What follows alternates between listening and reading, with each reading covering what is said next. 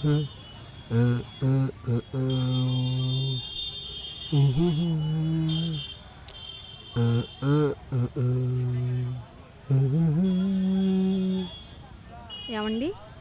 ఇక్కడికి కుక్కట్పల్లికి వెళ్ళే ఆటోలు వచ్చి ఆగుతాయి కదా?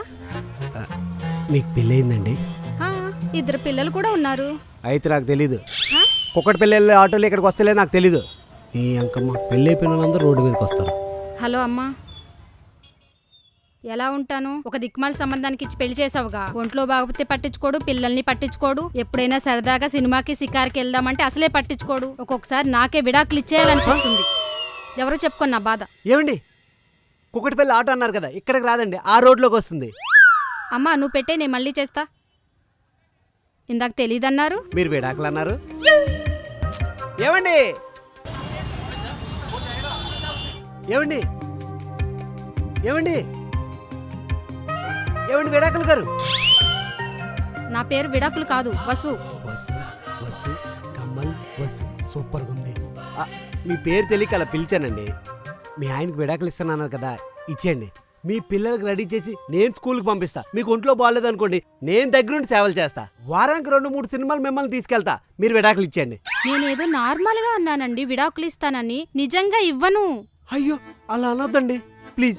మీరు ఎలా అయినా విడాకులు ఇచ్చేయండి. ఏమండి ఏమండి, ఈరోజు ఎలాగైనా తీసుకుని వెళ్ళిపోవాలి ఈవిడ్ని.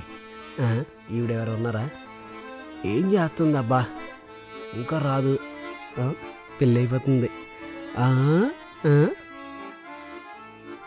ఏంటి ఇంటి వరకు వచ్చేసావు? ఇక్కడిక్కడే తిరుగుతున్నావు. నువ్వు ఇలా చేసావు అనుకో, మా ఆయనకి చెప్పేస్తా. నేను కూడా చెప్పేస్తా మీరు విడాకులు ఇస్తానన్నారని. ఏంటి బెదిరిస్తున్నావా? అయ్యో అలా ఏం లేదండి, బతిమాలుకుంటున్నా. మీ ఆయనకి విడాకులు ఇచ్చండి. నువ్వు ఇలా కాదు, మా ఆయనకి చెప్తా. పిలవండి. ఎవడాడు ఎవడాడు? ఇదిగో వీడే. ఎవడి గొట్టంగాడు? నువ్వెళ్ళు నేను చెప్తా. ఎవరు చూడలేదు కదా, వెళ్ళిపోయిందిలే. భయ్యా, నేనే 130 సంబంధాలు చూసి 131వ సంబంధం ఓకే చేసుకున్నా భయ్యా. అది కూడా 36 సంవత్సరాలు భయ్యా. నాకు 2 పిల్లలు కూడా ఉన్నారు భయ్యా. నా పొట్టెందుకు భయ్యా కొడతావు? నువ్వు మన స్కూలే. సర్లే, నీలాంటి కడుపు నేను కొట్టను. జాగ్రత్త చూసుకో మీ ఆవిడ్ని, నేను ఇంకోళ్ళు చూసుకుంటా. వెళ్ళు. వెళ్ళాహే. థ్యాంక్ యూ భయ్యా. ఇంకెవరైనా ఉన్నారు ఈ వీధిలో? శాలరీ పడితే ఏం ఆనందం ఉంటుందిరా. ఏ లవరో పెళ్ళం ఉందనుకో, వాళ్ళని అలా బయటికి తిప్పితే ఎంజాయ్ చేసేవాడిని. అరే వేరే ఫోన్ వస్తుంది, పెట్టే తర్వాత చేస్తా. ఈ రవి గడు ఇప్పుడు ఫోన్ చేస్తున్నాడు. రవి.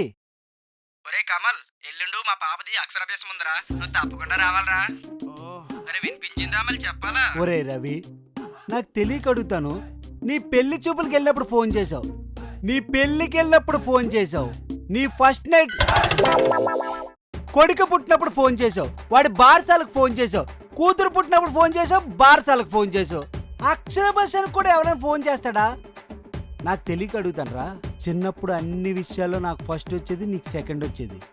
ఈ పెళ్ళి పెళ్ళం పిల్లల విషయంలో నువ్వు ముందున్నావు, నేను వెనకున్నానని ఎగతాళి చేయడానికే కదరా నువ్వు నాకు ఫోన్ చేస్తున్నావు. ఇంకొకసారి ఇలాంటి విషయాలకి నాకు ఫోన్ చేసావు అనుకో, నీ ఫ్యామిలీ మొత్తాన్ని ఆటం బాంబు పెట్టి లేపేస్తా. ఏంట్రా అలా అంటున్నావు? చెప్పడం మర్చిపోయాను.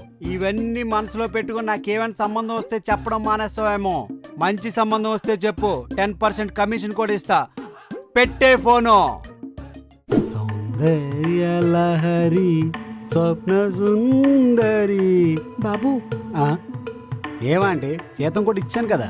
జీతం కాదు బాబు, మొన్న మీరు ఒక సంబంధం గురించి అడిగారు కదా, అదే మా వీధిలో ఒక సంబంధం ఉంటేని. ఏంటి సంబంధం ఉందా? రండి అంటే కూర్చోండి. వద్దు బాబు, పర్వాలేదు. అయ్యో మీరు నాకు సంబంధం చూసారంటే మీరు నేను చుట్టాలే. రండి కూర్చోండి, మాట్లాడుకుందాం. రండి రండి కూర్చోండి, రండి కూర్చోండి.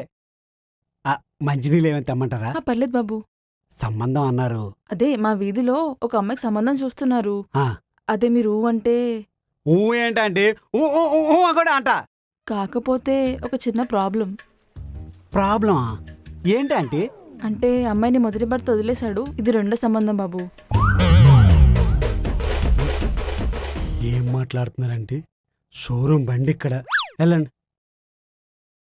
మరీ సెకండ్ హ్యాండా? అనియా, షోరూమ్ బండి అయినా సెకండ్ హ్యాండ్ బండి అయినా సర్వీసింగ్ కామనే, ఒప్పేసుకో.